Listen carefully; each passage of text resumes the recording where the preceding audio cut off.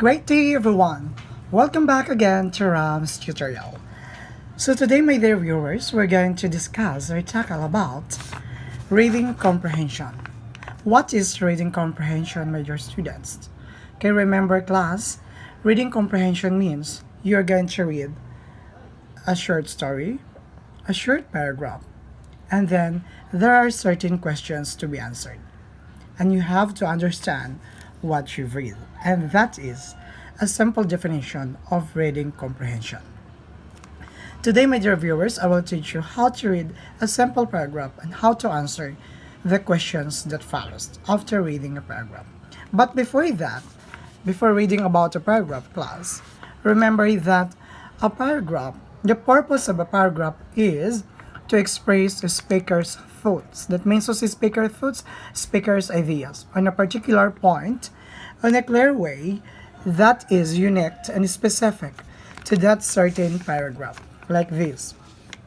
In other words, my dear students, paragraph shouldn't be mixing thoughts or ideas. A paragraph is a section of piece of writing. A paragraph always begins on a new line and contains at least one sentence. The length of a paragraph depends on the informations it conveys. That means to say, it depends upon this, what we call the situations wherein a paragraph conveys to the readers or conveys us.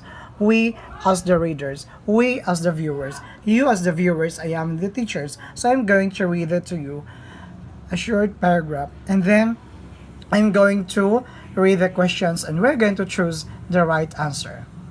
But before this class, I can do this with your participations, of course, my dear viewers.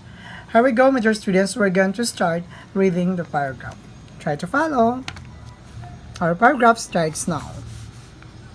When the boat did arrive, there was Inday waving to us from the railing, wearing a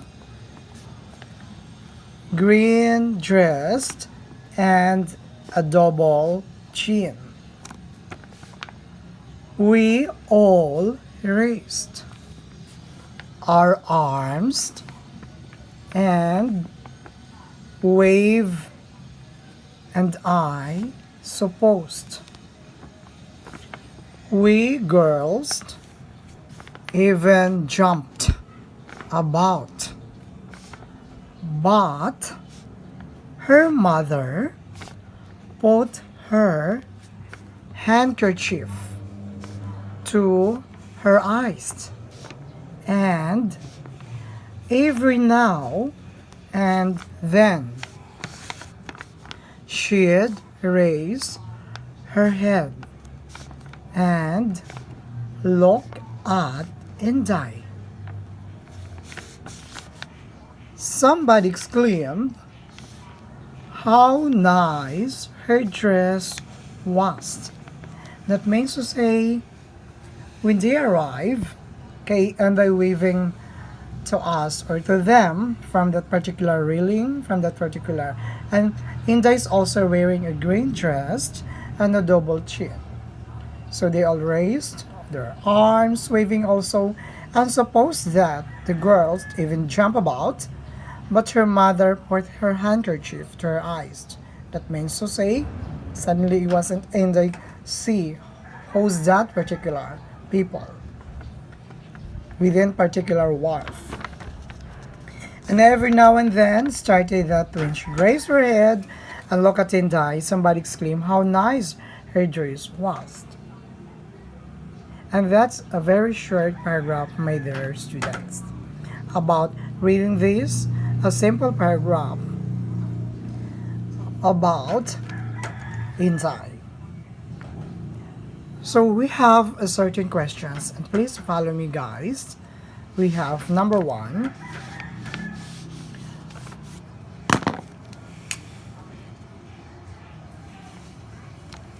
Where is Where is the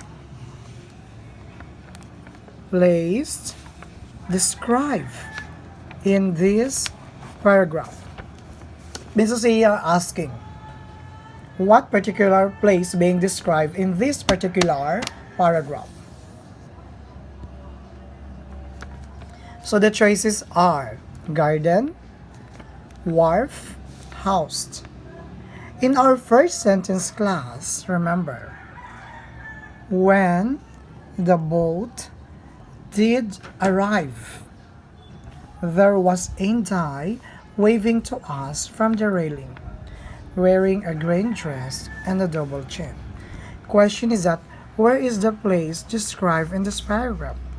Is it A, in the garden, B, in the wharf, C, house? So in our question number 1, it's asking about the place. Whether our characters being described, where is she? In our first and second, what you called paragraph, it shows about Inday is and their house. She's waving with that particular people arrive in that particular wharf rather. So Inday house is near with that particular what you call event. Okay, they're near in the wharf. Number 2, in the first and second sentences, we're going to name the 3 words that suggest movement. That means to say, class, it suggests actions. The actions in the first and second sentences, we're going to name the 3 words that suggest movement. We have here green, wave, railing, jump, raced. So it talks about movement, that means to say actions. So we are going to encircle, I think I'm going to encircle class. Wave, it shows an action. Race, it shows an action. Jump, it shows an actions. These are the 3 words here in the first and second sentences shows us in this particular paragraph. Third questions. Which of these phrases in the paragraph make you feel the effects of the description? A. Someone exclaimed how nice her dress was. Exclaim how nice her dress was. Next, B. We all raised our arms and waved to Inday. We girls even jumped about. That means to say, class, in our what we call choices, we have C, B, and then A. We have someone exclaim how nice her dress was. I think our answer is letter A because the question is which of these phrases in the paragraph make you feel the effects of the descriptions. Because the description says when the boat was arrived in that particular wharf and they waving to there or to that particular what you call a group of persons coming and they're placed, then she's wearing a green dress and everybody was felt what you call admired and attractive. The attract of the dress about Indai's dress. So therefore, it fits what you call the first phrase here in letter A. It's what we called appropriate to the description in the paragraph, which is we're going to choose letter A. Someone exclaimed how nice her dress was. This is what we called paragraph class. You are going to understand Because again, the purpose of a paragraph is to express the speaker's thought on a particular point of view in a clear way that is very unique and specific to that particular paragraph. Or in other words, my dear students, paragraphs shouldn't be mixing thoughts or ideas. Or again, the length of paragraph depends on the informations being conveyed. This one class, it conveys us how India is portrayed in this particular paragraph, convincing about the viewers, convincing a group of persons, of course, coming from different what you call the places going to their place. Hope my dear students you learn a lot from our discussion today about reading a short paragraph. This is what you call a reading comprehension just because we need to understand and answer several questions. And that is what you call the paragraph. It's focusing only on one particular what you call idea. Okay, that is a paragraph. It focuses only on one thoughts or one idea. So long, my dear students, so long class, and see you on my next videos. And don't forget to hit the notification bell. And don't forget to subscribe to Ramz tutorial blog. Thank you and bye-bye. See you in my next videos.